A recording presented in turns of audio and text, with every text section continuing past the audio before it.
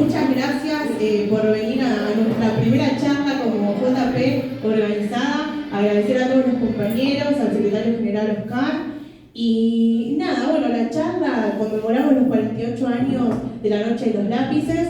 Creemos que con los compañeros y las compañeras de la JP es una fecha muy importante que se dé el encuentro y más que nada mantener fresca la memoria como jóvenes. Por eso es la importancia de estos encuentros más que nada. La idea que tuvimos con los compañeros y las compañeras era armar un documento donde las chicas se lo van a leer y la importancia que nosotros creemos por esta fecha. A 48 años de la Noche de los Lápices, la noche del 16 de septiembre de 1976, donde un grupo de jóvenes estudiantes, militantes, fueron secuestrados en la ciudad de La Plata por la policía de la provincia de Buenos Aires, nos parece sumamente importante y urgente encontrarnos, reafirmando la memoria colectiva sobre los hechos realizados por la dictadura cívico-militar, las torturas y delitos cometidos sobre toda la población, incluidos jóvenes y niños. Esto teniendo en cuenta que resurge la idea de los dos demonios, que traen a discusión poner en libertad a genocidas condenados.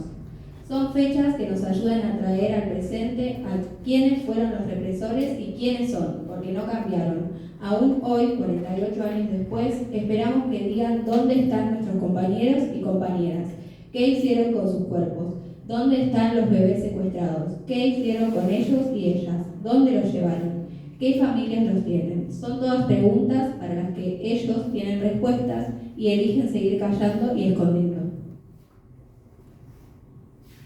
Los lápices siguen escribiendo, manteniendo la memoria en la sociedad, pero sobre todo en nosotros los jóvenes, pidiendo verdad y justicia, siguiendo la lucha por la educación pública para todos. Por eso también luchamos por el presupuesto a las universidades y estuvimos reclamando por la caja de las jubilaciones de Santa Fe, que vulnera los derechos adquiridos por los docentes y los empleados estatales de la provincia. Los lápices siguen escribiendo para todos, para que todos podamos acceder a la educación pública y de calidad. Muchas gracias. Gracias, chicas. Y queremos presentar a los compañeros que van a dar la charla, que les agradezco un montón, que les hinchamos para juntarnos todos, a Santiago Montes, profesor de Historia y secretario de Derechos Humanos de la Facultad de Humanidades y Arte, y Héctor Harman, militante del Cordón Industrial acá de Granadero Baigorria y estudiante del profesorado número 22 de Fray Luis Beltrán. Le doy la palabra a los chicos y nuevamente muchas gracias por venir hoy.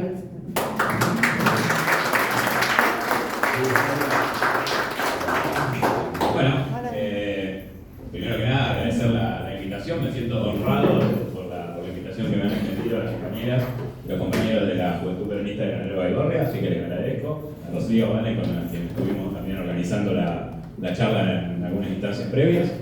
Y bueno, también agradecerles a todas y todos ustedes por juntarse hoy acá en esta fecha tan significativa, en esta nueva conmemoración de un nuevo aniversario de lo que fue la Noche de los Lápices. Este video está pensado, la idea, digamos, lo que habíamos charlado era tratar de, en este encuentro, poder generar alguna, si se quiere, síntesis para tener algunas herramientas discursivas a la hora de dar las discusiones que tenemos que dar de cara a la sociedad frente a estos discursos que no son nuevos, pero que han resurgido en este último tiempo, como son, por ejemplo, la teoría de los demonios, el negacionismo o incluso ya la reivindicación directa del genocidio. Entonces, creo que esos discursos, esos relatos tienen algunos puntos fuertes que nosotros tenemos que generar también desde nuestro lugar de militantes algunas herramientas para dar esa discusión sobre esos puntos fuertes particularmente. Así que nada, un poco este video que está hecho por Claxo, que es, digamos, una red de ciencias sociales de toda América Latina. Por ahí está pensado para quienes no conocen qué pasó en ese acontecimiento por el cual se conmemora la Noche de los Lápices. Yo entiendo que acá estamos un poco de público un poco entendidos, así que por ahí muchas cosas de estas ya se sepan. Pero bueno, también aborda desde una perspectiva seria y desde estudios académicos serios, digamos, la información que después tratan de procesar y de transmitir de manera simple en este video. Y de esto podemos desprender algunas cuestiones sobre las que habíamos charlado previamente para trabajar en esta actividad. Así que no sé si querés decir algo, Héctor, precisamente, si no vamos... Sí, ¿qué tal? Buenas tardes a todos. Antes que nada quiero agradecerles a todos por estar acá, por darme esta oportunidad. Es importante que en el día de la fecha sigamos con la lucha, porque esto es la lucha realmente por la memoria, el seguir conmemorando y reflexionando acerca de lo que pasó, y esto nos ayuda muchísimo a que mantengamos viva esto y sepamos llevar esa herencia que nos dejaron estos militantes en esa época, que ese fuego no se apague nunca de militar por los demás. Entonces es importante que tengamos estas reuniones, hay que celebrar este tipo de reuniones, ya que, como mencionaba antes el compañero Santiago, el negacionismo se puso de moda, se pone en cuestión muchísimas cosas que efectivamente fueron y tuvieron la oportunidad, las personas que llevaron adelante este plan sistemático para callar a los militantes de la época, tuvieron la oportunidad de tener un juicio.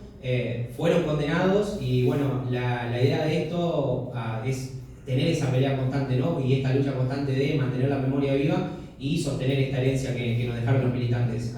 Así que básicamente eso, les agradezco por la oportunidad. Vamos a iniciar con este video la charla y después de eso seguimos. Día Nacional de la Juventud.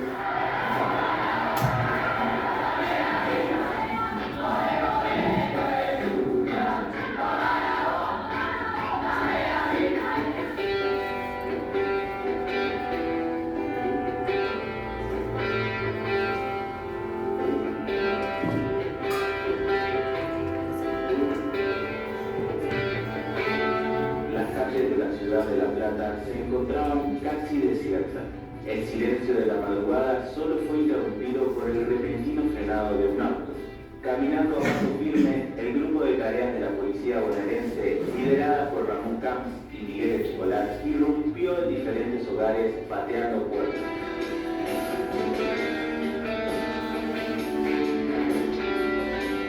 La noche del 16 de septiembre de 1976, el grupo de tareas de la policía bonaerense realizó un operativo en el que secuestró a Claudia Falcone, Francisco López Montaner, María Clara Ciochini, Horacio Ugaro, Daniel Racero y Claudio de Hacha. Gustavo Calotti fue secuestrado el 8 de septiembre. Emilce Moler y Patricia Miranda el 17 de septiembre. Pablo Díaz el 21 de septiembre. Las órdenes de detención fueron liberadas por el batallón 601 del Servicio de Inteligencia del Ejército, y en todos los casos se les asignó grado de peligrosidad mínimo a los estudiantes. Esto no evitó que los represores actuaran con violencia para secuestrar a estos jóvenes que no superaban los 18 años.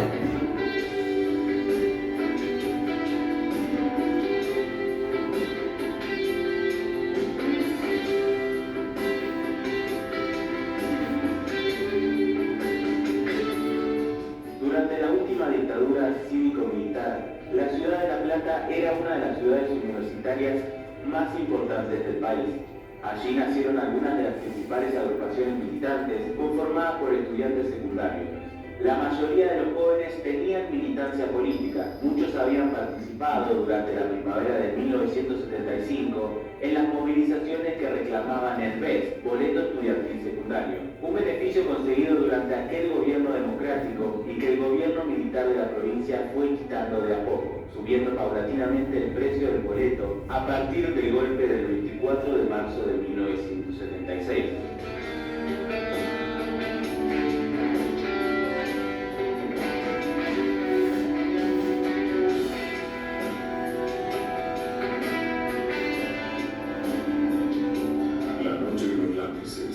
Fue parte del plan sistemático de represión que no dudó en eliminar a estudiantes comprometidos con la búsqueda de la transformación social. A su vez, intentó destruir bajo un manto de terror toda posibilidad de activismos extraescolares, tanto ideológicos, gremiales, como recreativos o artísticos, con el fin de obtener un estudiante pasivo, mero receptor del modelo que pretendían imponer bajo la doctrina de la seguridad nacional.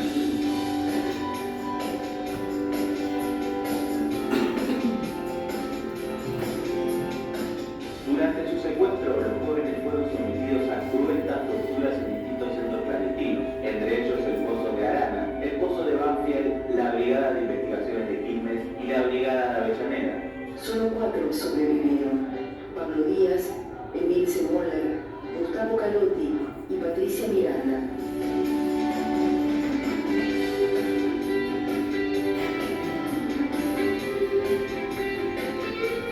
Hola, soy Jennifer Maldonado y pertenezco al Colegio Provincial Educacional Secundario número 22. Hoy vengo a contarles un poco sobre Emilce Moller. En 1975 comenzó a militar en la Unión de Estudiantes Secundarios y cuando se dio cuenta que podía cambiar calidad por cambiar las condiciones para que no haya más pobres, se dedicó a la política. Emilce Moller fue secuestrada cuando tenía 17 años.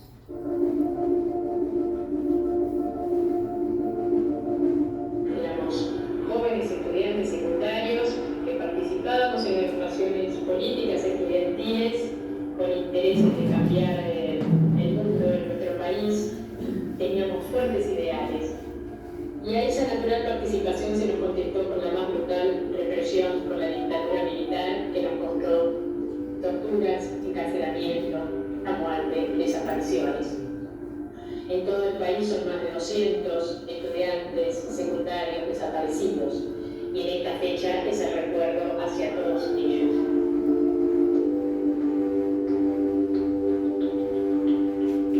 Hoy podemos caminar las calles sabiendo que los represores, los responsables de la noche de los lápices están presos. Y eso no fue casualidad. Eso es la lucha de quienes nunca dejamos de bregar por la lucha de los derechos humanos y de un gobierno que decidió poner en su agenda el tema de la lucha de los derechos humanos no en una cuestión declarativa, sino en hechos concretos. Quienes trabajamos en derechos humanos nunca apelamos a la justicia por mano propia, a la violencia, siempre esperando la justicia, que tardó mucho, seguramente, pero estábamos convencidos que no era otro el camino que esperar y que la justicia hablara por nosotros. Porque estábamos convencidos, sin que pudiera juzgar a sus genocidas como lo hicimos, no se podía construir nada firme en ese país. Las bases de esa democracia iban a ser muy endebles. Me preguntaban qué es militar, y yo les decía, militar es pensar en el otro, eso es, y no actuar solo cuando nos pasan las cosas individualmente. No tengamos que volver a ese pasado que se nos cuela todos los días en este presente, con actitudes autoritarias, con actitudes que nos cercenan los derechos individuales, con actitudes que nos llevan a más individualismo. Eso no lo queremos. La política es para disfrutar la vida, para que podamos gozar la vida, para que todos vivamos mejor la vida.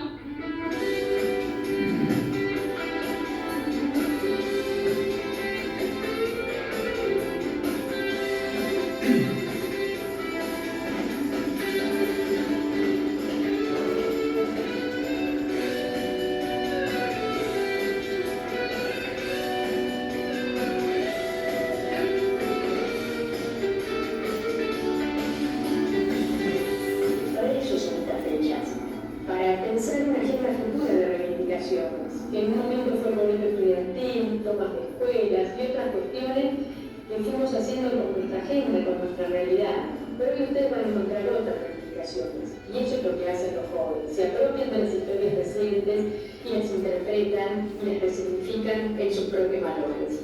El 16 de septiembre vino para quedarse y para dar fuerzas a todos los estudiantes secundarios.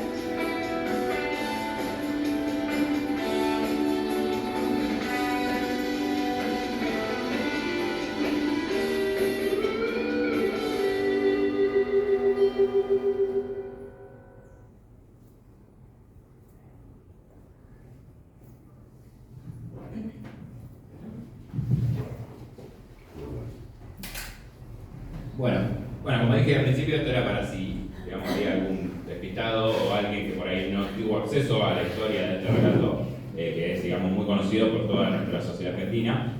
Era más que nada para poner en tema a quien no conozca de este acontecimiento puntual.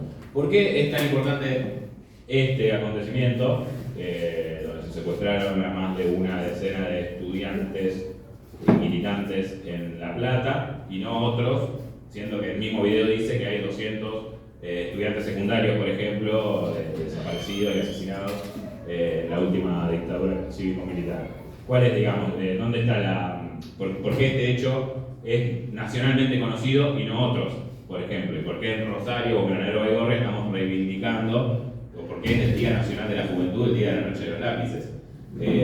Y ahí un poco tiene que ver con el propio título de la efeméride, La Noche de los Lápices, hace referencia a una famosa película con ese nombre que se, digamos, estrenó a casi 10 años de estos acontecimientos, en el año 86. No sé si tuvieron acceso a esa película, si la pudieron ver en algún momento. Bueno, eso es una película que, digamos, es un testimonio es una película muy dura de ver, y tal vez es, digamos, lo que en ese momento la sociedad estaba necesitando ver de lo que había pasado hacía no tanto tiempo atrás.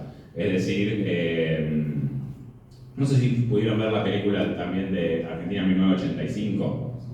Bueno, hay una escena muy digamos, paradójica y muy paradigmática, diría yo, de esa película, que es cuando la madre del fiscal de Moreno Campo le hace un clic después de defender casi toda la película a los militares, por ser parte de un círculo militar, y le hace un clic al enterarse de lo cruel que habían sido con una chica embarazada, que la habían hecho parir en un auto. Al escuchar ese testimonio en la radio, a esa señora, que podemos considerar, digamos, una doña Rosa promedio, le hace un clic y se sensibiliza ante algo que no se hubiese sensibilizado, digamos, con otro testimonio, con otro relato. ¿Por qué? Porque acá se hizo mucho hincapié en los, entre comillas, excesos que cometió la última dictadura militar, y eso fue, digamos, una de las cosas de lo que se juzgaba en ese momento, en esos juicios. Es decir, estos juicios se sustentaron en lo que hoy decimos que está reviviendo, digamos, pero que en ese momento era lo que se promovía desde el gobierno, que era la teoría de los dos demonios. El propio Alfonsín dijo, antes de iniciar los juicios, que a un fuego existente se lo había combatido con un fuego mayor, que eso es lo que había ocurrido, es decir, que, digamos, a la violencia política que impulsaban las organizaciones guerrilleras se la había combatido desde las Fuerzas Armadas con un fuego mayor, y lo que habían cometido esas Fuerzas Armadas, digamos, en el ejercicio de la represión, eran excesos, y esos excesos implicaban, digamos, excesos en las aberraciones de los crímenes que cometieron en los centros clandestinos y demás, como también el haber secuestrado o el haber asesinado a personas que tenían cierto rasgo que podían catalogarse como inocentes, es decir, jóvenes estudiantes secundarios de 15, 16 años que habían marchado, habían luchado un año antes por el medio boleto estudiantil. Entonces sí estaba bien, en todo caso, dentro de esos excesos, haber aplicado pena de muerte, tortura, secuestro, desaparición a quienes habían militado, por ejemplo, en organizaciones que sí podemos decir que eran guerrilleros, que habían ejercido la lucha armada en ese momento, digamos, que también era una de las alternativas de participación política. Entonces, un poco en eso se sustentaba lo que era, digamos, la teoría de los dos demonios, que apuntaba, que también fundamentó lo que fueron después las leyes de decir, bueno, hasta acá se jugamos a la cúpula militar y después nos vamos a jugar a la suboficialidad, que fue quien efectivamente después llevaron adelante la tortura, los secuestros y demás, y también les permitió, digamos, a Alfonsín cerrar una grieta social que era también juzgar a las cúpulas de las organizaciones guerrilleras. Entonces, en base a esa teoría es que se hicieron los primeros juicios en Argentina. No es que es una teoría que sale de la nada, sino que es, digamos, la primera explicación que ensayó la sociedad en relación a lo que estaba ocurriendo, que, digamos, ponía en similares condiciones la capacidad de fuego de las organizaciones guerrilleras con la capacidad represiva de un Estado que es quien efectivamente maneja el monopolio de las armas, ¿no? Entonces, yo digo, la película de La Noche de los Lápices, que siempre se usa como disparador para trabajar esta fecha y esta efeméride, hoy en día es discutible. ¿Por qué? Porque en ese momento cumplía una función, pero hoy en día es la mitad de la película mostrándote que los chicos eran que militaban por el boleto educativo. No era así, eran pertenecientes a la UES, que era una organización de estudiantes secundarios que estaba nucleado en lo que era la tendencia revolucionaria del peronismo, que tenía un montón de otras, digamos, ramas de militancia. en el territorio, en el sindicato y en la lucha armada también. Lo mismo otros jóvenes que eran de la Juventud Guevarista, que eran parte del Partido Revolucionario de los Trabajadores, que tenían también su brazo armado y también tenía su participación de militancia territorial y su militancia en las fábricas, en los sindicatos y demás. Entonces, digamos, un poco lo que se ocultó con la película y lo que también se hizo a través de la teoría de los demonios es invisibilizar la militancia y la participación política de quienes efectivamente tenían un proyecto de vida, de darlo todo por una sociedad, por un proyecto de transformación social. No eran un medio boleto porque les salía caro el boleto y no eran inocentes palomitas que fueron a pedir por su boleto para ir a la escuela, sino que eran militantes comprometidos con la transformación social de fondo, digamos. Y un poco eso es lo que vinieron a erradicar con las prácticas que llevaron adelante desde el terrorismo de Estado y que no fue solo a partir del 76, bueno, después vamos a charlar un poco cómo es que se da la represión y demás y las periodizaciones. Pero por eso, digamos, decidimos y yo propuse este video, porque este video da cuenta, digamos, un poco más de la práctica militante de aquellos jóvenes que habían sido secuestrados, y por ahí no es tanto la imagen que termina reproduciendo la película, que es lo que termina siendo en definitiva nacionalmente famosa a la fecha, y por eso es que hoy conmemoramos una efeméride de algo que ocurrió en La Plata. No sé si querés decir algo en relación a eso. El video, como decía el compañero, da una generalización al respecto de la charla de hoy. También es importante, y no es nuestro punto caer sobre la película. La película particularmente muestra una parte, ¿sí? Esta inocencia, ¿no? de algunos de los personajes principales, como Pablo Díaz, que él, en un momento le ofrecen la máquina de la verdad y él dice que sí, inocentemente pensando que iba a ser una máquina que iba a sacar la verdad de lo que no estaba armado, que no estaba en la milicia en ese momento, en la lucha armada, a eso me refería. Entonces, no es recaer sobre la película, sino que mostró una parte que, como decía el compañero, fue importante para su momento, pero hoy en día lo ponemos en discusión porque el contexto en el que se estaba viviendo, la función que tenía la militancia en ese momento era súper importante porque están involucrados totalmente en los barrios, metidos en ayuda solidaria están muy comprometidos con la causa de ayudar al prójimo y en lo que es el combate con obtener derechos para los trabajadores, metidos siempre en los derechos de los estudiantes, metidos con las causas del pueblo. Se vio un contexto de muchos problemas económicos, como vivimos hoy en día. Había un déficit financiero impresionante por causas externas que se sufrían en el mundo, por cuestiones de la baja del petróleo, que no voy a andar mucho en el tema, pero la Argentina estaba sufriendo una crisis muy grande. Veníamos de un exilio de Perón de 18 años en el cual nos encontramos con una forma de hacer la política teñido de violencia, ¿sí? En donde no se podía hablar del peronismo. Estos chicos nacieron en ese contexto, en un contexto donde la democracia no era parte de la vida, sino que era una lucha constante por obtener derechos y una revolución en contra de estos opresores, ¿sí? Que eran las fuerzas militares que lo único que querían era sostener la oligarquía. Entonces, bueno, volviendo al por qué apuntamos a la parte de la película, que mostró una parte que fue importante para contar sobre las verdades y para ayudar en los juicios, lo mismo que el libro de La Noche de los Lápices de María Seone y Héctor Núñez, que ayudaron a colaborar y de manera periodística aportaron muchos datos sobre los desaparecidos, que el 16 de septiembre particularmente es una fecha simbólica porque durante el mes de septiembre hubo el secuestro de muchos más militantes. Entonces, bueno, esto se toma por la cantidad de personas que fueron secuestradas. Era agregar eso del video. Bien. Bueno, en relación a esto que es lo que está reemergiendo un poco en los discursos sociales, que es la teoría de los dos demonios, que como dije la inaugura Alfonsín, y después la vamos a encontrar en el prólogo del Nunca Más, que el Nunca Más es el libro que se presenta en el primer juicio con todos los testimonios que logró recuperar la CONADEP, que fue la Comisión Nacional para Investigar la Desaparición de Personas, que creó el propio Alfonsín en el 83 y que en el 85 ya tenía algunos resultados. Eso tuvo un prólogo, que lo redactó Sábato, y bueno, ahí digamos están, si se quiere, las bases de lo que podemos considerar la teoría de los dos demonios, esto de equiparar la violencia de las organizaciones armadas con la violencia del Estado.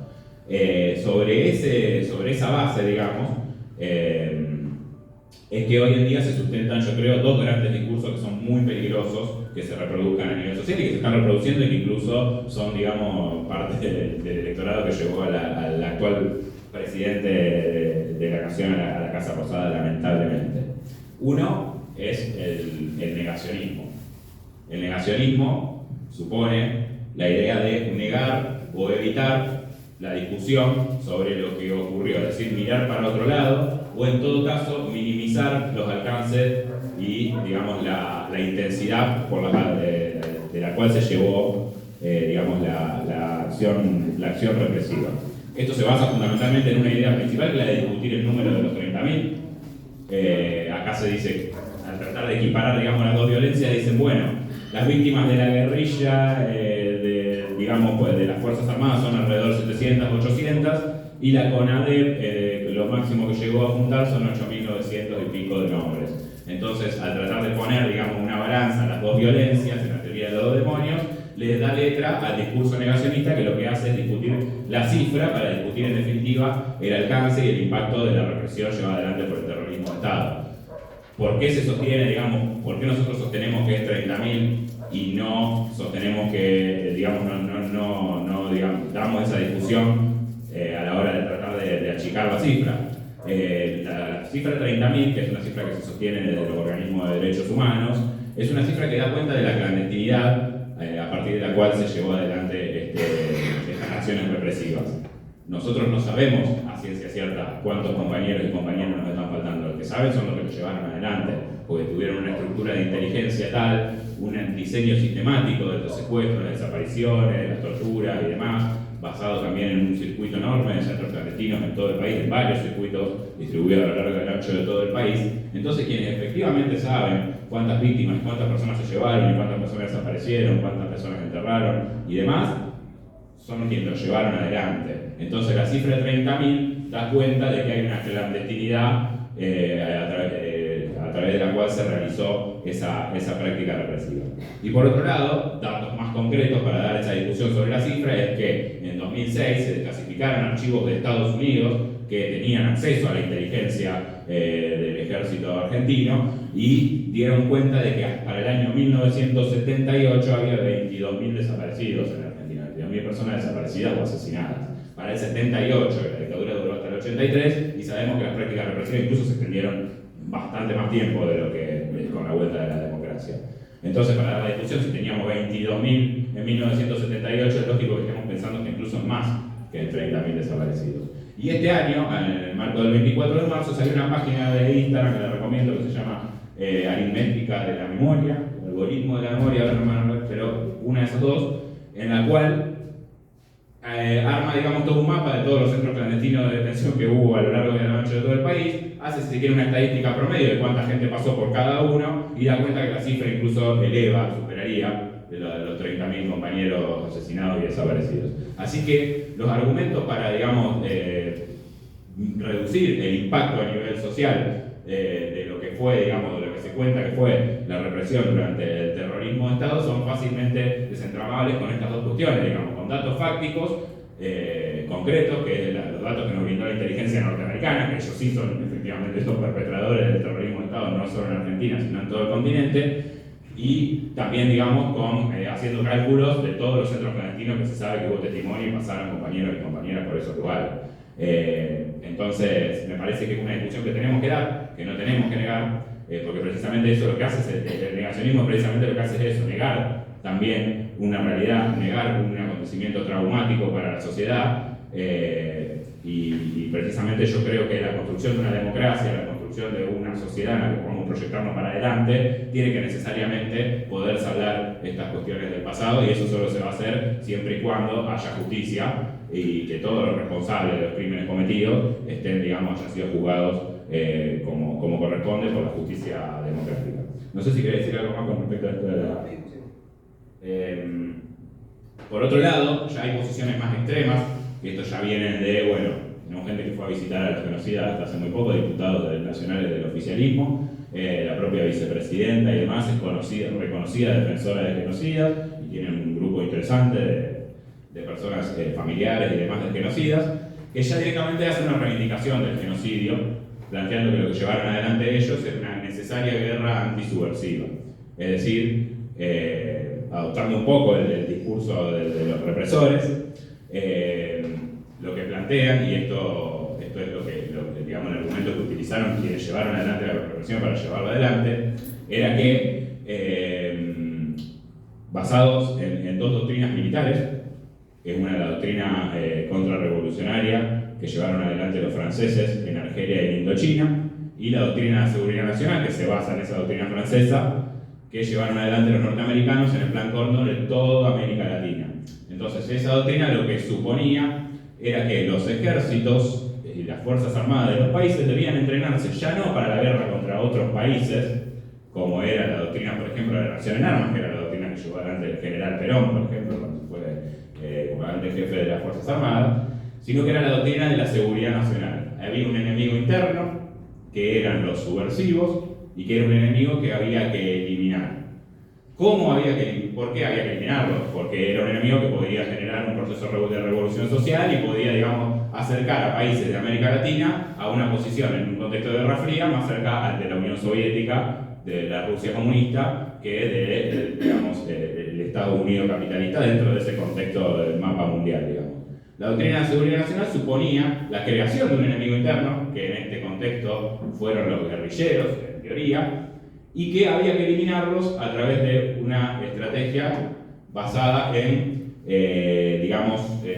hacía una analogía con una teoría de la pecera. Es decir, tenemos los peces, que son los guerrilleros, los subversivos, pero para eliminarlo hay que eliminar el agua por la que se mueven esos peces. Entonces, lo que llevaron adelante fue el secuestro y la tortura para sacar información, no solo de quienes participaban de la lucha armada, sino también de las estructuras de la sociedad en donde esas organizaciones se podían mover o se podían nutrir. ¿Quiénes eran?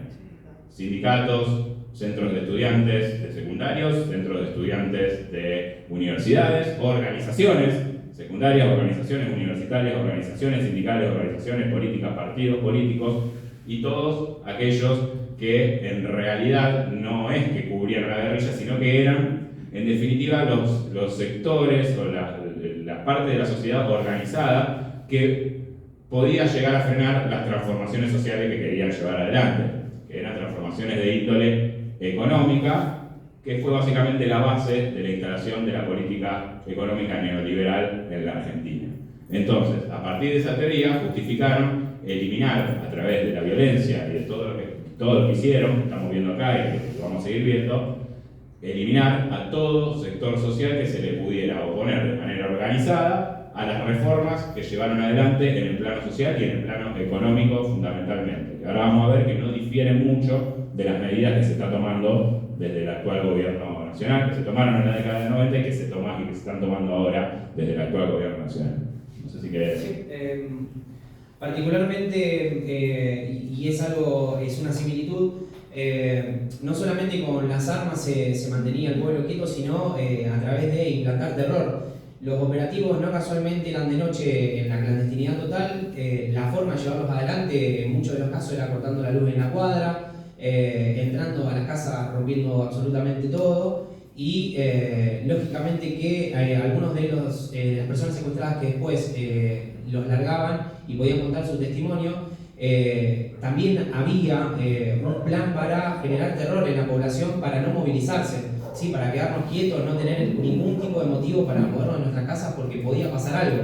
Entonces es importante también remarcar que esta gente, para llevar adelante, como decía el compañero, los planes económicos que llevaba la oligarquía en ese momento, era eso, ¿no? Cortar con la movilización. Se puede hacer un paralelismo con lo que pasa ahora. Cualquier tipo de movilización que se hace, que vemos en Capital Federal, se sostiene con la represión, ¿sí? No se movilicen porque van a tener problemas.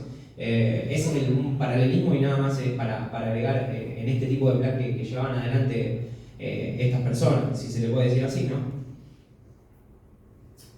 Bien, entonces lo que reivindican el terrorismo, lo que reivindican la guerra sucia que le dicen, o la guerra interna, o los negacionistas, ¿qué nos van a decir? Cuando nosotros salgamos a decir, bueno, justicia, memoria, verdad y justicia por los 30.000 compañeros desaparecidos, que es nuestra reivindicación histórica.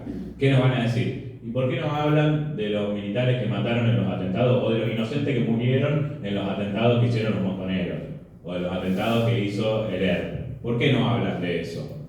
Eso es una discusión, digamos.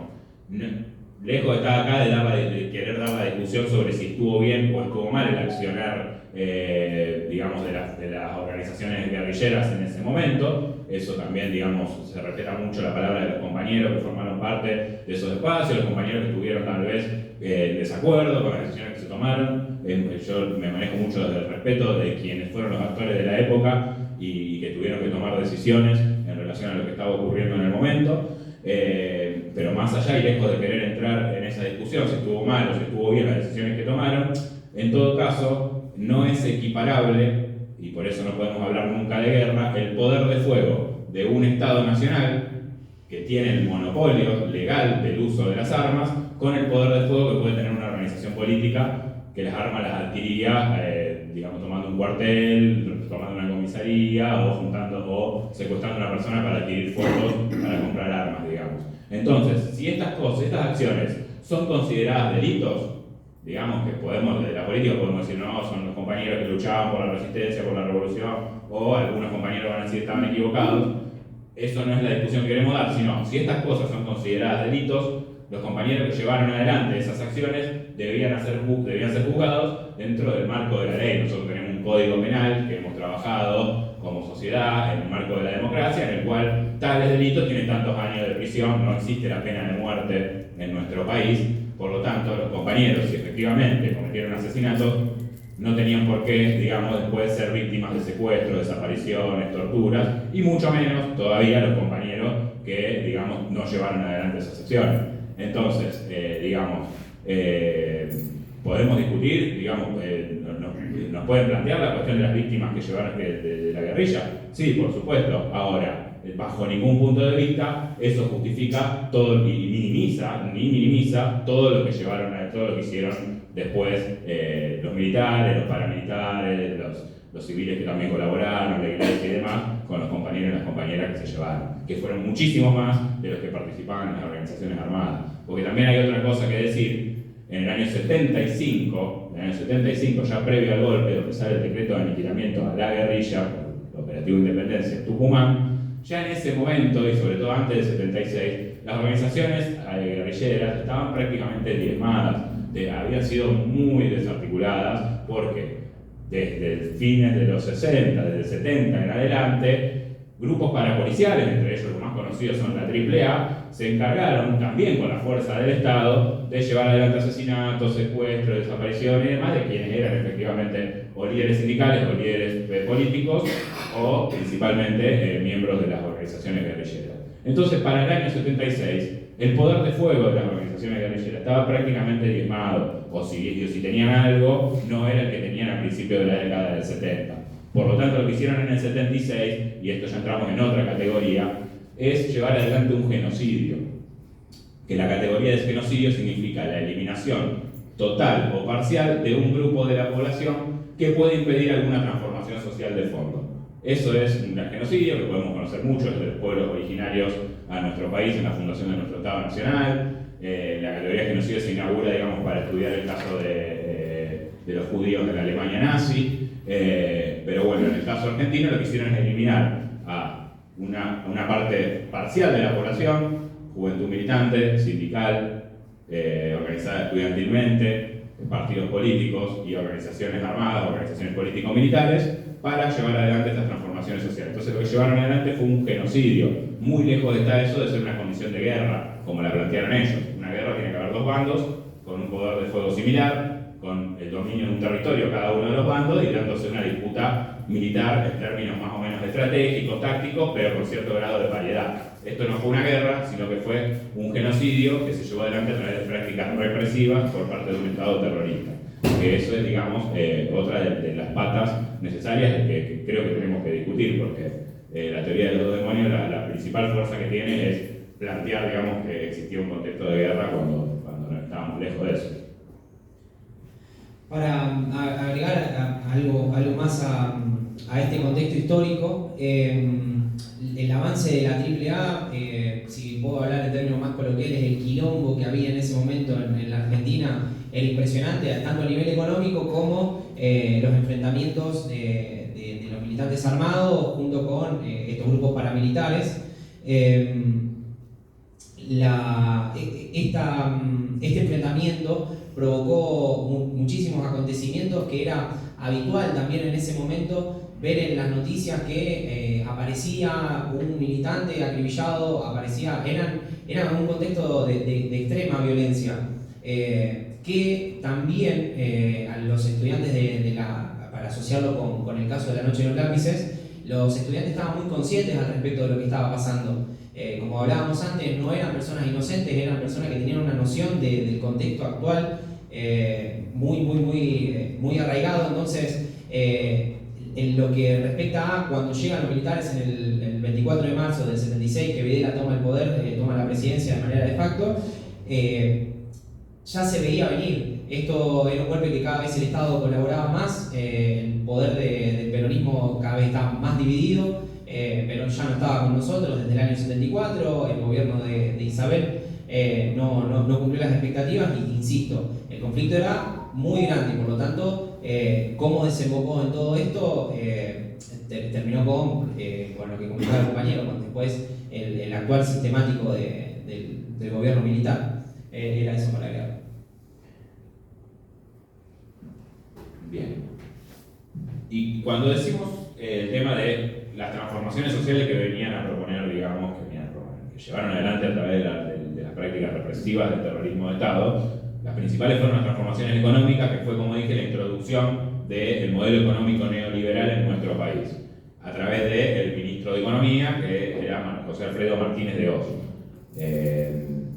Las medidas que se tomaron adelante, digamos, las voy a leer porque tengo acá 8: liberación de precios, liberación de mercado cambiario, liberación de importaciones, quita de retenciones a las exportaciones, liberación del precio de los alquileres, eliminación de subsidios y planes sociales, liberación de salarios y fuerte toma de deuda con el FMI. Yo no sé si esto es un DNU de Milei o la medida que llevó adelante Yo creo que acá no hay ninguna... que esto no es coincidencia, digamos, sino que...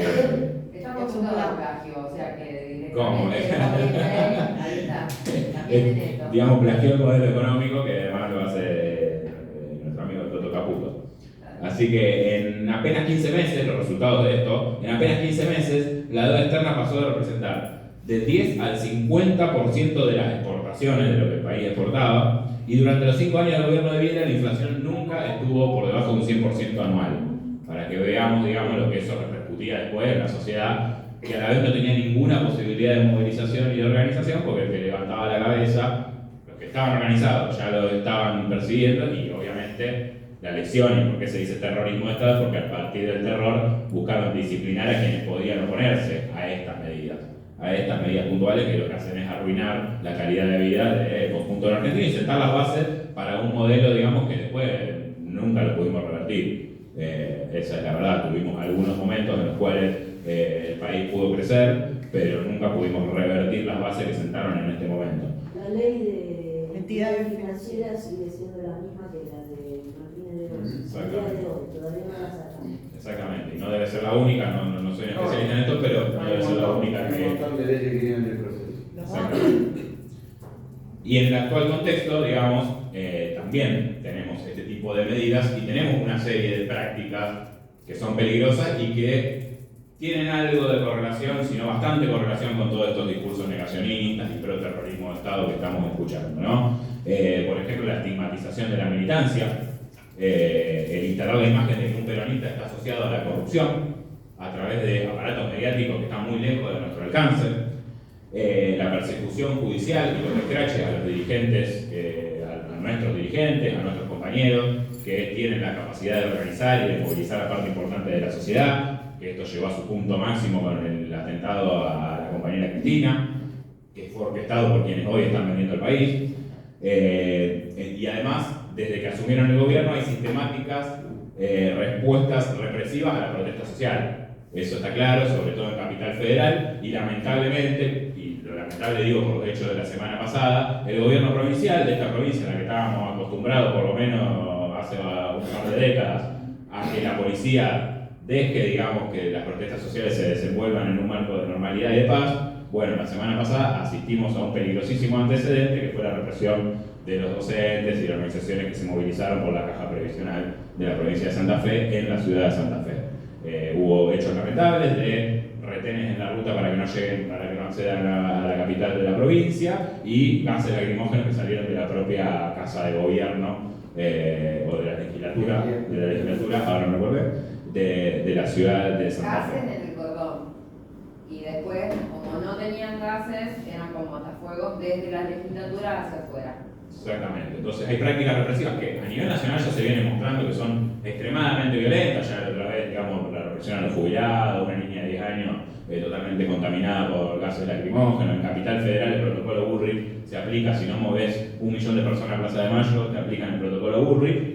Eso lamentablemente hay gobiernos provinciales que se están acoplando con sus propias policías provinciales a llevar adelante este tipo de prácticas represivas. Bueno, digamos, acá estamos también ante un momento en el cual se están proponiendo reformas o digamos, profundizando reformas que se iniciaron en este momento, que son muy profundas y que atentan contra los intereses y el bienestar de nuestro pueblo, y, digamos, prácticas represivas con peligrosos antecedentes en nuestra historia y con peligrosas acciones que se están realizando en el presente y que la vemos día a día. No sé si querés decir algo en relación a esto del presente. Por eso digo, es importante, y por eso también me parece que lo que dije antes, de que no hay una sociedad justa que se pueda construir si nosotros miramos para otro lado sobre lo que pasó en nuestro pasado reciente, precisamente porque si nosotros no juzgamos a los responsables, que han sido muchos juzgados, pero ahora se está pensando en liberarlos, entonces si nosotros le damos impunidad a quienes cometieron semejantes aberraciones durante el terrorismo de Estado, estamos básicamente avalando, dándole vía libre a que los que hoy tienen digamos, la tarea de llevar adelante esas acciones represivas lo puedan hacer aún con mayor vehemencia que lo vienen haciendo.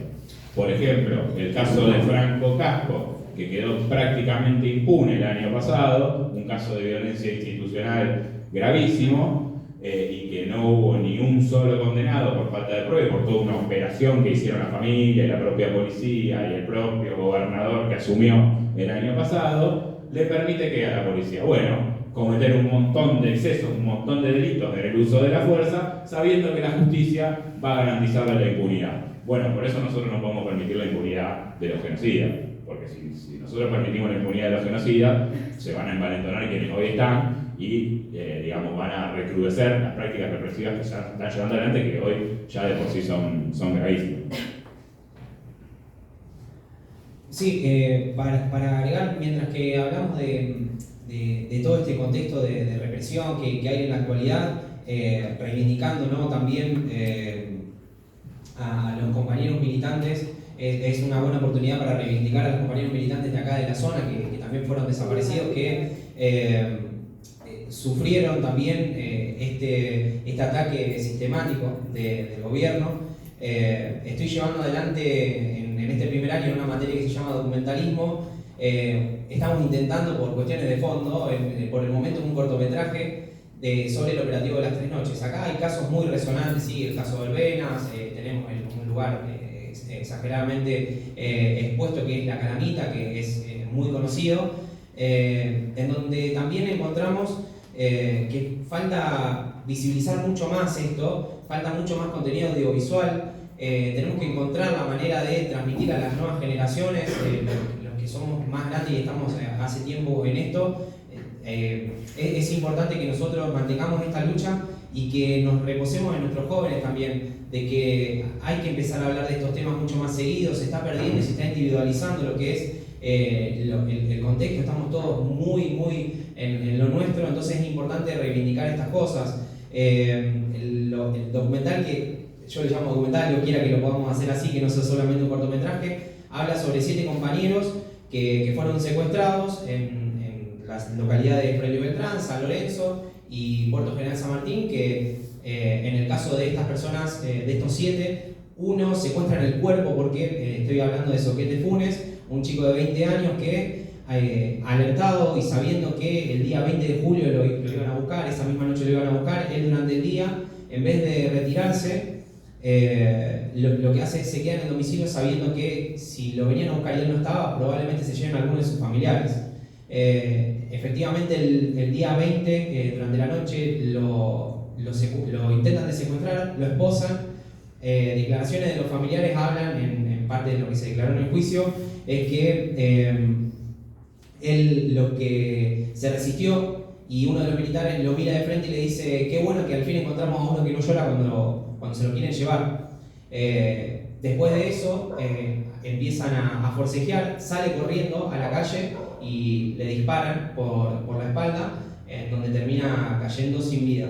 Se llevan el cuerpo y tiempo más tarde lo encuentran, pero a lo que quiero ir con esto es que fíjense el compromiso en la militancia que había en ese momento y ese poder de resistirse ante este golpe que pasó acá y que reprimía a los derechos que le corresponden a todos los trabajadores, ¿sí? Este ataque que se hizo fue sistemático en la región, los otros casos fueron muy similares. Vamos a conseguir el testimonio de familiares que pueden contarnos algo, cómo vivieron esa noche cuando se llevaban a sus familiares y que nunca los volvieron a ver. Y a lo que voy con esto es que tratamos muchos casos de Buenos Aires, pero tenemos una historia desgraciadamente muy rica que tiene que empezar a visibilizarse. Dios quiera que se pueda generar mucho más contenido al respecto de esto. A medida que pasan los años no se va olvidando, sino que se obtiene más información en base a excavaciones o investigaciones que se van haciendo. Entonces es importante que nosotros mantengamos este tipo de encuentros en donde se pueda charlar al respecto. Esta militancia desde el peronismo siempre fue así. El peronismo de esa época era reuniones constantes, hablar sobre temas, discutir, porque lógicamente hay muchas ramas, el peronismo engloba siempre distintos puntos de vista, ¿no? Pero algo que lo lleva adelante siempre fue la justicia social y buscar la equidad en la sociedad. Entonces es súper importante que nosotros sigamos con estos encuentros para que no vuelva a suceder, como decía acá el compañero Santiago, de mantener esto, de que no vuelva las Fuerzas Armadas a tomar el poder y que no se niegue esto que pasó, que fue tan terrible, y tenemos gente contemporánea que nos puede contar de primera mano qué es lo que vivieron en ese momento, que realmente fue terrible. Es nuestro trabajo mantener con vida todo esto, la memoria, y transmitírselo a nuestros jóvenes, incentivar a los chicos a que vengan a este tipo de reuniones y que sean presentes. Y también soy partidario y espero que durante toda mi carrera pueda ser un militante de tratar de generar mucho más contenido en lo que es la región, para que no se piense solamente que es algo que pasó en Buenos Aires, sino que pasó en todo el país, y particularmente a nosotros que nos afecta en el cordón industrial, que tiene una vida política muy grande, de militantes, de exponentes muy grandes acá, que es bueno que lo mantengamos con vida. Sí, esa es la lucha y la propuesta también de esto, ¿no? De que mantengamos con vida esa lucha. Bien, y acá, como decía Héctor, yendo a lo local, seguramente la mayoría de acá vio la película La Noche de los Lápices y la película Operación México. ¿Alguien la vio? La Noche de los Lápices es, digamos, nacionalmente conocida. La película Operación México, que es una película, no sé bien de qué año, trata sobre el caso de Tucho Valenzuela, que es un dirigente de Montoneros, que lo secuestran, lo llevan a la quinta junto a su esposa embarazada y al hijo de su esposa, y lo llevan a la quinta de Funes, y después hacen como un nexo para que él vaya y entregue desde México a la cúpula de Montoneros que estaba exiliado. Ese caso, los cito y no les spoileo más la película, mírenla, está en YouTube. Pero bueno, ese caso, digamos, después los compañeros que están en la quinta de Funes pasan, digamos, acá por la Calamita, por el Centro Clandestino de Detención. Acá es un caso local, digamos, para pensar que tenemos un montón de casos y de experiencias locales, e incluso producciones audiovisuales que tratan sobre casos locales.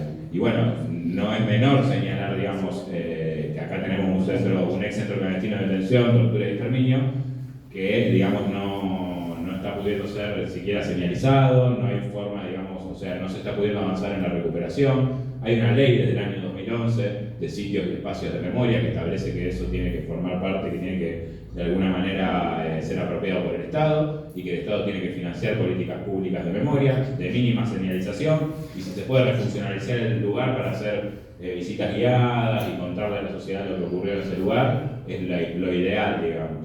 Entiendo que hay un montón de situaciones que hacen complejo esto, pero me parece importante mencionar la existencia de un sitio tan importante en el cual pasaron aproximadamente el testimonio de 150 personas, en el que se sabe que nacieron alrededor de 10 bebés en cautiverio, y en el que, bueno, también hay tantos casos emblemáticos que han pasado, como por ejemplo este, que es también nacionalmente conocido por esta película de Operación México, y porque además era uno de los principales dirigentes de la organización Montonero.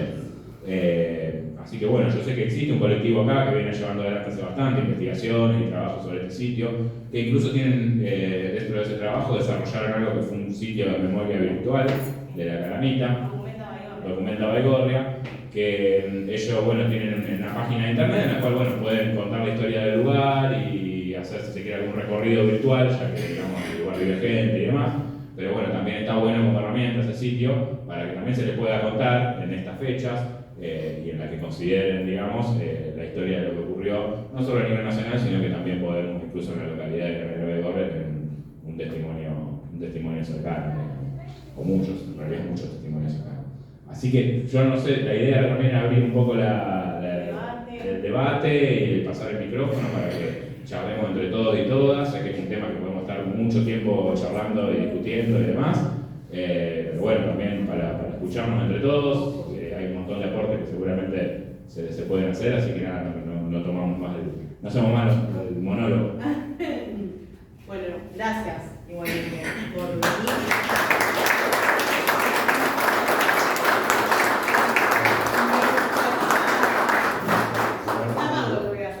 Pero me gustaría que comience el compañero, si quiere hablar. Bueno,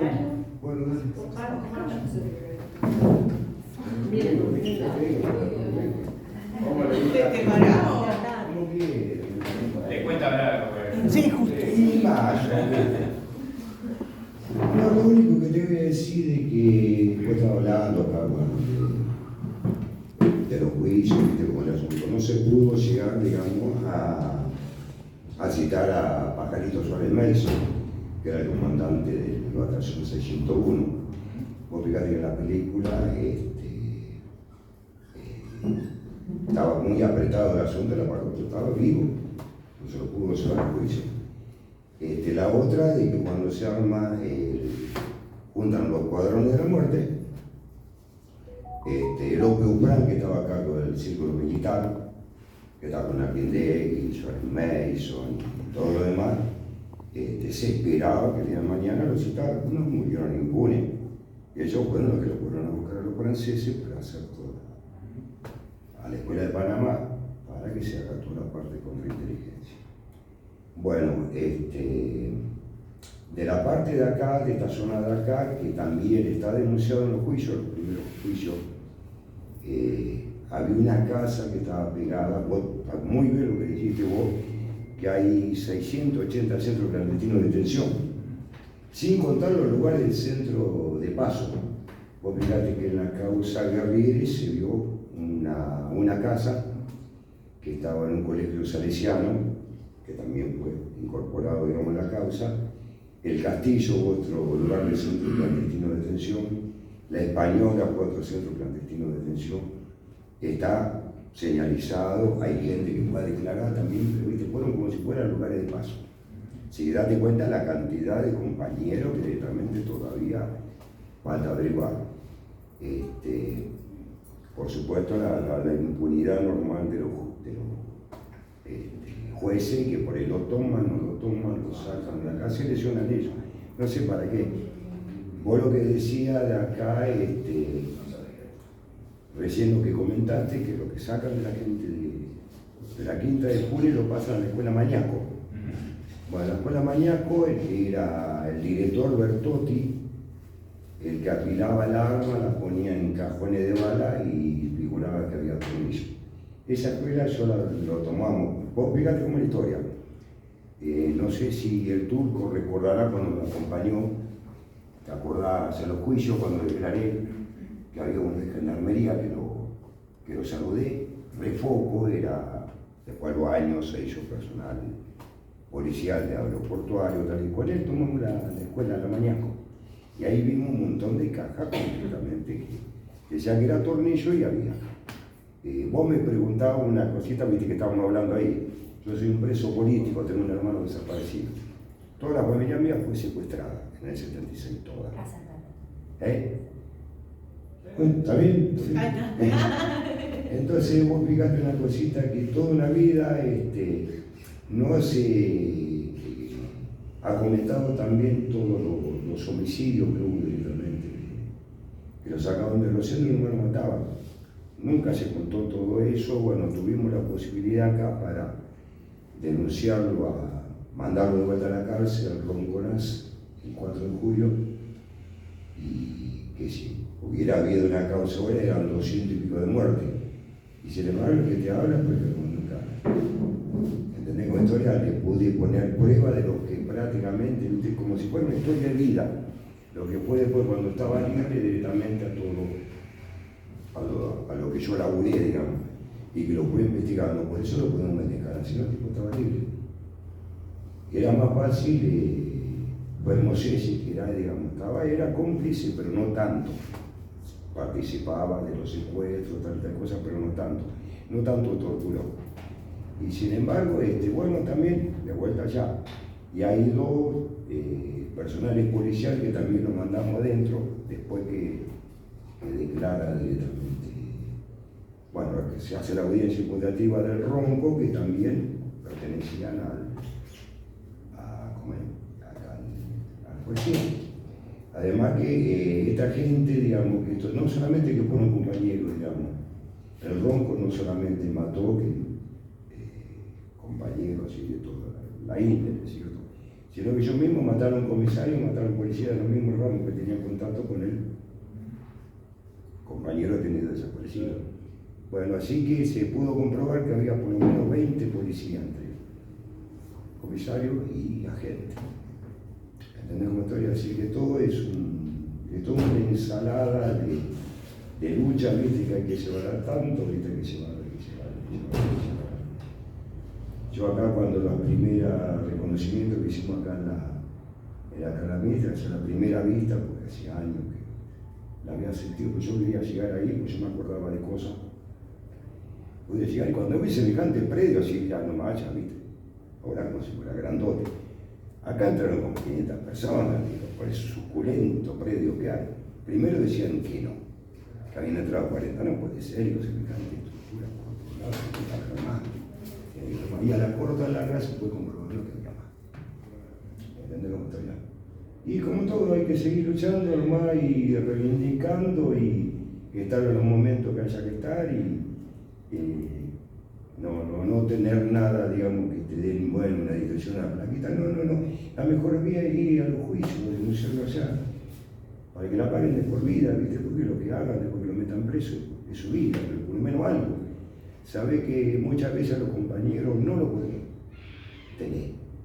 Bueno, pero por lo menos algo que va a hacer. ¿Entendés? Por lo menos algo que te sale de acá, reivindicar directamente a ellos. Bueno, nada más que eso. Gracias por todo. Gracias.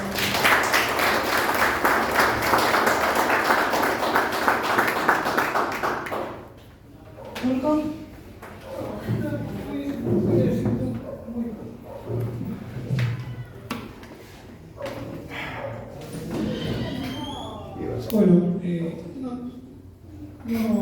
no me cabe agregar mucho, porque tenemos un compañero corrupto que se acuerda de todo, hasta de lo más mínimo, y que fue un declarante de primer nivel, un compañero que no se olvidó de nada y que dijo todo lo que tenía que decir.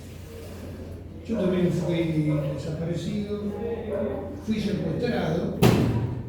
Lo mío fue distinto en el sentido técnico, diríamos, para decirlo de una manera, porque yo fui secuestrado y estuve ilegal dentro de mi secuestro en el durante 6 meses.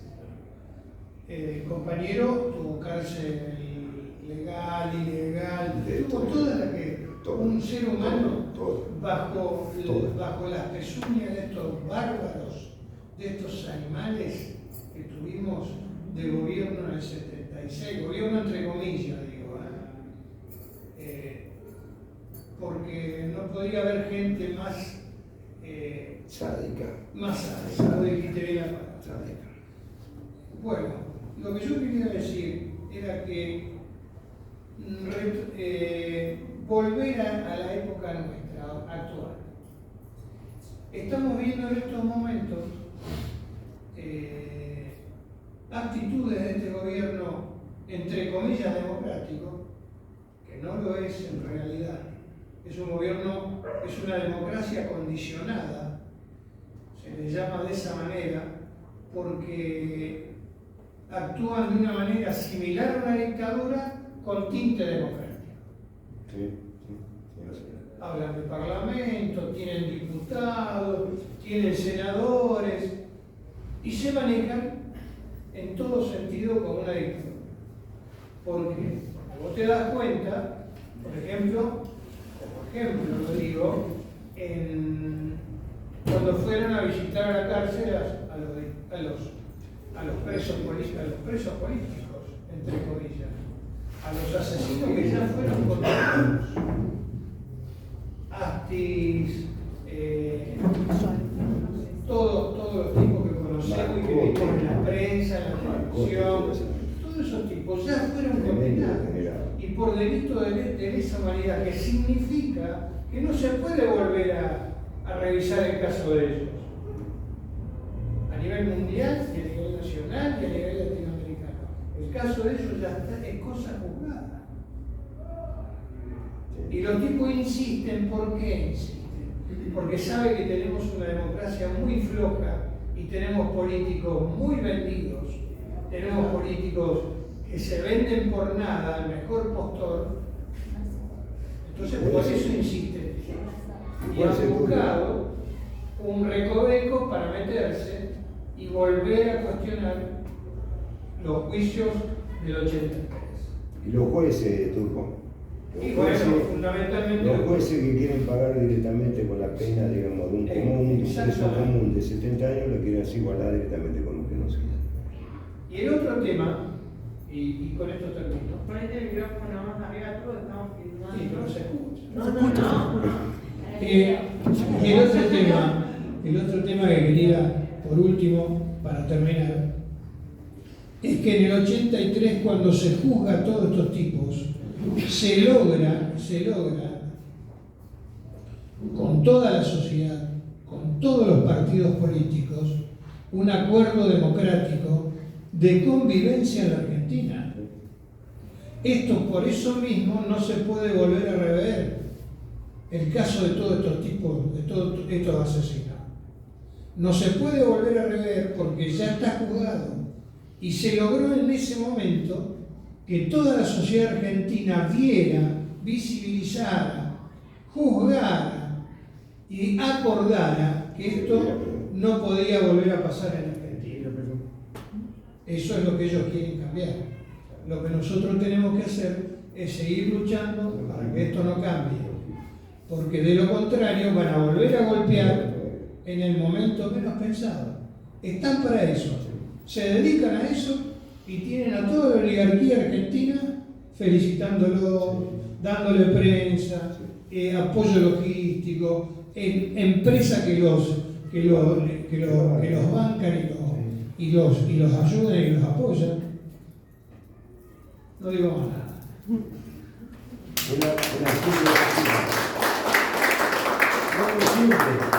Simple, Techín, 2 centros clandestinos al lado de la fábrica. Con eso te quiero decir todo. Techín. Hacienda comprobaron otra casa más directamente por el centro de Paso. Ahí le calculan que la mayoría de ahora en estos juicios. Así también de la causa Villaza de antes de la dictadura. Claro, por ahí otra casa que encontraron en el 73, pues, cuando estaba Martín Ledo como presidente de ahí. Bueno, encontraron otra casa que le calcula que pasaron otra tanta hora en situación de ruido. Y vos dirías, ¿cómo puede ser que Techín, tiro federal y otra casa que tiene al costado por el centro clandestino? 150 obreros directamente ahí. Yo quiero decir una cosa que no dije en relación a lo de la noche de los lápices. Se mencionó los dos responsables del circuito Camps, Camps precisamente, y el otro Miguel Echecolás. Miguel Echecolás fue... Malberger. ¿Cómo? Malberger, que era el médico directamente. Turco Julián, que estaban todos metidos por allá. Giulio Minetti.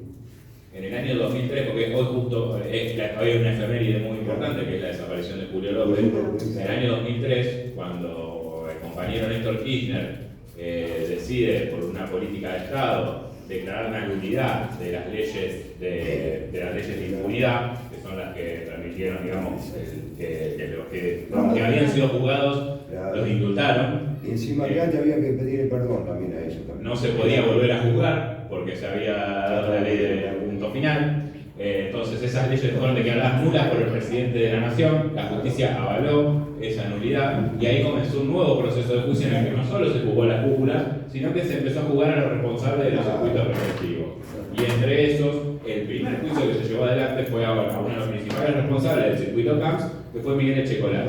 En ese primer juicio, uno de los principales testigos, el compañero Julio López, fue secuestrado y hasta el día de hoy no sabemos, permanece desaparecido.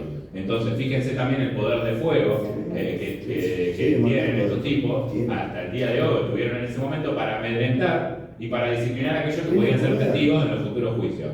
Por suerte, los compañeros y las compañeras han sido muy valientes y han ido de frente y con mucho compromiso también a testificar y a contar su testimonio en cada uno de los juicios que se llevaron adelante y se han podido avanzar en los gobiernos de Néstor Kirchner y de Cristina Kirchner en juzgar a bastantes de los responsables, que todavía nos quedan muchos, y algunos hasta están prófugos, como el comisario de acá, Tuto Lomundo, si no me equivoco, ¿cómo se llama? Está prófugo todavía. Tuto Lomundo vive en Empalme, está libre. Belliza está todavía, le dieron la domiciliaria, está libre. Está en Empalme. Entonces todavía hay... ¿Sabe dónde vive Turco? Cerca de la casa Novillo. 2 cuadras. Es que aparte manejan una ironía que toda esa gente son pobres ancianitos. Pobres ancianitos que los tenemos... Se creen, sí. Son pobres ancianitos. Ahora, si nuestros jubilados van a querer movilizar, se comen una tremenda... es justamente también manejar nuestro poder de hartazgo, porque llega un momento en el que, está bien, estamos todos sin movilización, sin poder de movilización, también justamente por las leyes que nos van metiendo para que no podamos movilizar, pero también llega un momento en el que esto tiene que estallar. Y están metiendo justamente, creo, todo esto, de a poquito. ¿Hasta cuánto vamos a aguantar? Porque si nos cagan a palo a los jubilados, ya es como que vamos siempre superando. Cada semana se supera un poquito más. Mientras en el medio te van diciendo, tienen a todos estos pobres ancianitos presos. ¿Cuántos años los van a tener secuestrados? ¿Nos dijeron? No, yo para agregar era en el juicio de Echecolás, en la servilleta o un papelito, estaba escrito doctora Villarruel. O sea, no nos escandalicemos porque la vicepresidenta estaba nombrada o escrita en el papel de Echecolás, justo el día en que, bueno, pues desaparece Julio López. Hasta ahí. No me acordaba de ese detalle, pequeño. Y te voy a decir más, cuando hay gente que puede directamente llamar COPA a la cárcel, todavía se sigue la jerarquía, mi comandante, mi jefe, mi capitán. Los pobres ancianos. En la lengua todavía se sigue el rango. No ponerle Ronco, ni Marcote, ni Juancito Pedrito, no el rango, el comisario, se sigue todavía en la cárcel Marco. Entonces, vos qué podés pensar directamente de que eso también lo que decía el Turco, la gente sin le da la domiciliaria, por eso nos pusimos fuertes nosotros para declarar de que más sádico van a venir. más locos ya directamente si quedan en la domiciliaria. El único hasta ahora que tiene la domiciliaria que no dice nada es el Constanzo. Que Constanzo fue el primero que denunció por acá, de los vuelos de acá que se hacían la bahía San Borumbón, que denunció un montonazo de cosas que primero la justicia no le dio corte.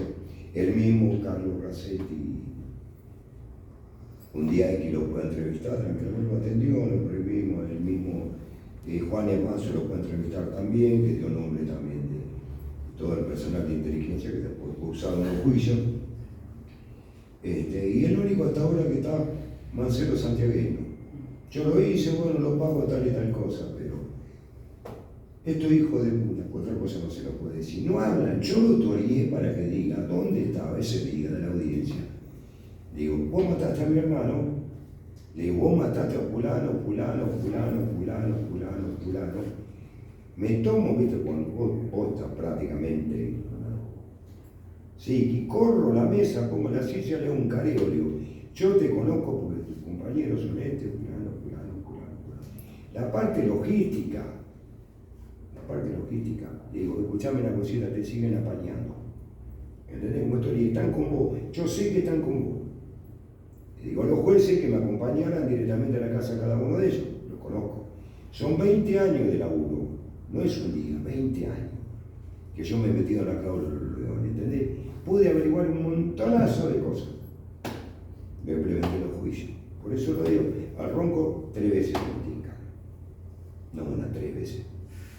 ¿Entendés cómo estoy? Bueno, pero estos guachos todavía muchos tienen poder. Muchísimos tienen poder. ¿Por qué no lo tocan el turno? Semejante asesino que estaba ahí nomás, cooperó también prácticamente los centros clandestinos de la noche de los lápices.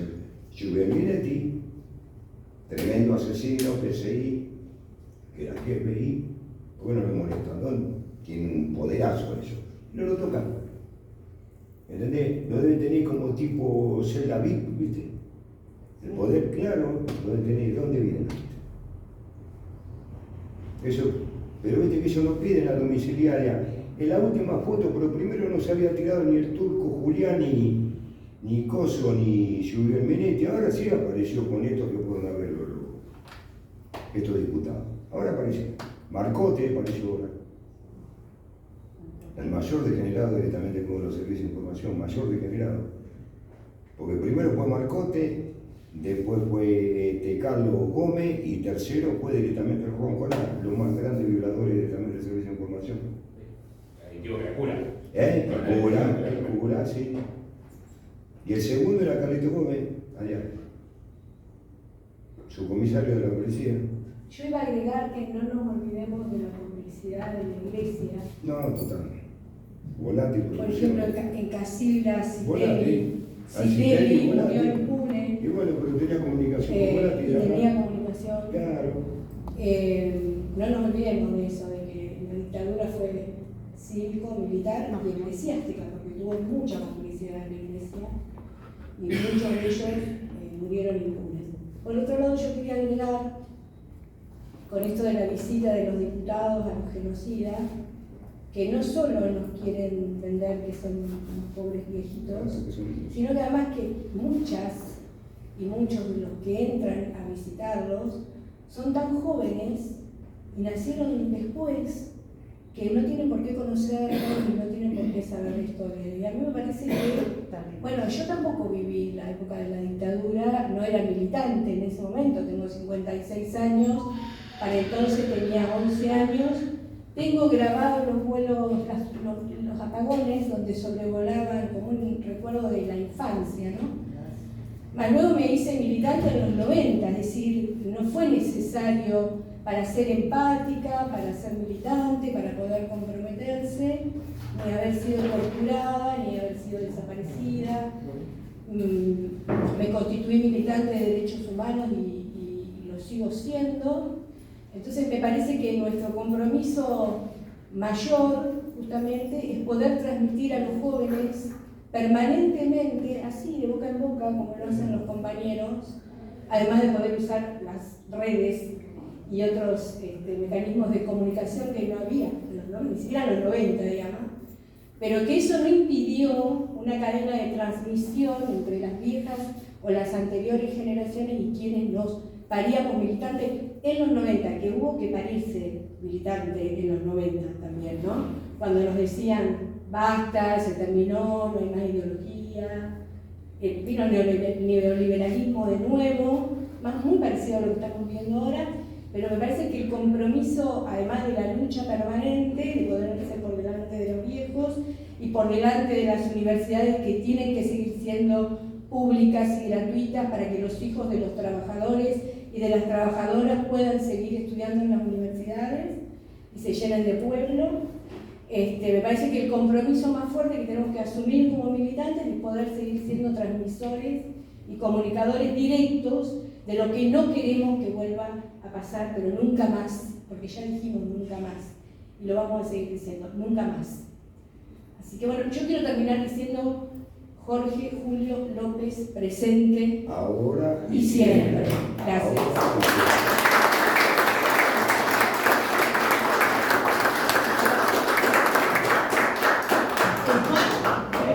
¿Tomar la palabra?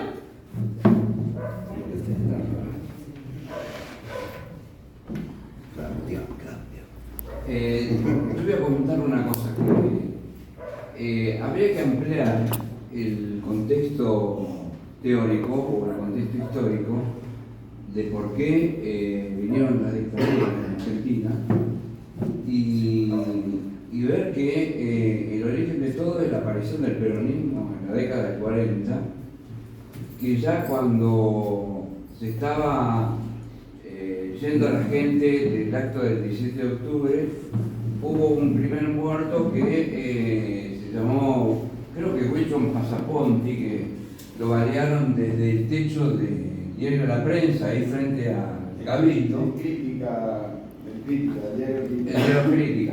Bueno, ahí enfrente al Cabildo. Fue el primer muerto que tuvo el peronismo cuando ya la gente se retiraba. Darwin Pasaponti, exacto. Y que después el origen de todo este odio, de toda esta represión fue precisamente el hecho histórico que significó el peronismo y la aparición del peronismo en Argentina.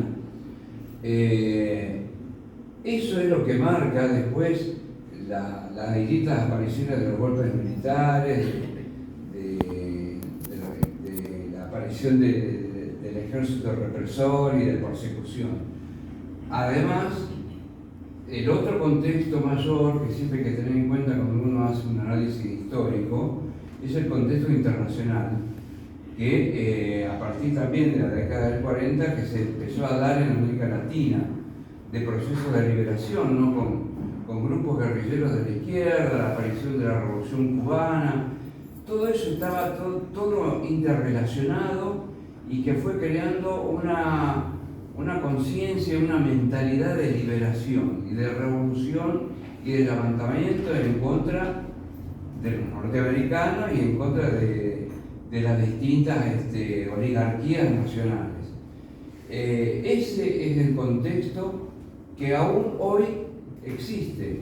O sea, es una lucha permanente, dialéctica. Aparecen ellos, nos barren, aparecemos nosotros, levantamos de vuelta el país y de vuelta aparecen ellos con todo el odio y la represión que siempre los caracterizó, porque en definitiva los muertos siempre los pusimos nosotros, ¿no?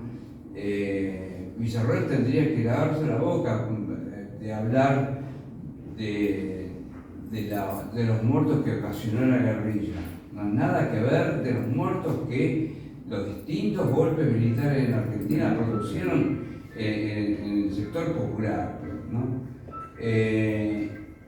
Eso en primer término. En segundo término, me llamó la atención cuando ustedes dijeron de que los chicos de la UES no eran inocentes palomitas. Y no eran inocentes porque pertenecían a la UES.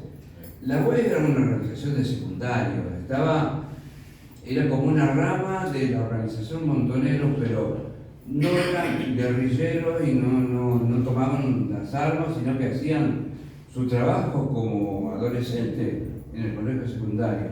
O sea, el término ese me cayó medio negativo. Eso nada más. Gracias.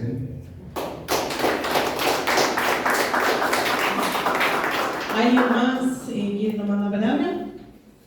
Bueno, le damos cierre y nuevamente, Santi, muchas gracias, y Héctor también por tomarse el tiempo de venir y de seguir marcando. Y como jóvenes hay que seguir luchando, estar organizados y seguir construyendo la patria que queremos. Así que bueno, muchas gracias a todos y a todas.